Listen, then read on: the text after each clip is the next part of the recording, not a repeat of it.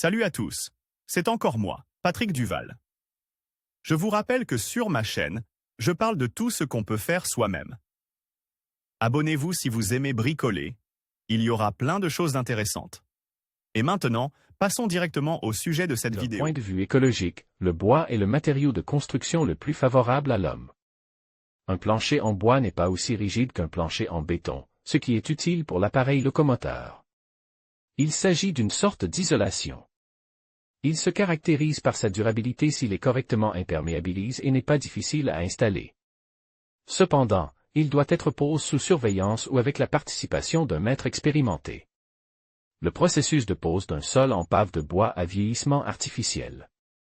Pour éviter que le pave ne s'étale par la suite, il est nécessaire d'encadrer solidement l'emplacement du futur plancher sous la forme d'une fondation en béton ou de blocs de pierre massifs. Remplissez la zone avec de la pierre finement concassée, nivelez-la et recouvrez-la d'une vieille toile qui servira de substrat. Recouvrir la zone avec du sable de rivière légèrement humide sans grosse pierre, nivelé avec un râteau jusqu'à ce qu'une couche d'environ 5 cm d'épaisseur soit formée partout. Nous découpons des crêpes dans les grumes de pin restantes à l'aide d'une tronçonneuse sur une épaisseur d'environ 9 cm, nous les marquons sur une largeur de 9 cm, nous les fendons en quart et en rectangle, en réduisant les déchets au minimum. Certaines barres sont ajustées à l'aide d'une hachette pour obtenir des bords réguliers.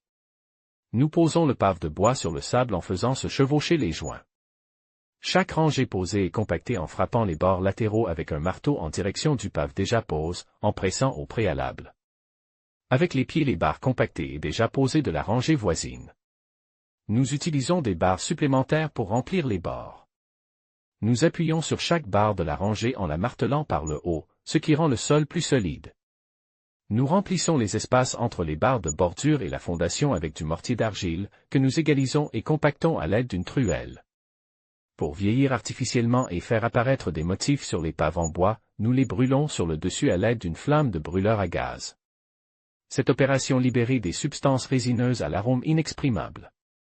Versez une petite quantité de sable sec sur la surface du pave de bois et répartissez-le à l'aide d'un balai sur toute la surface. Ce qui, en comblant les fissures et les espaces entre les paves, rend le sol plus dense et plus stable. Après toutes ces manipulations, notre sol en pave de bois s'est avéré non seulement durable et beau, mais aussi noble, comme s'il avait au moins 100 ans.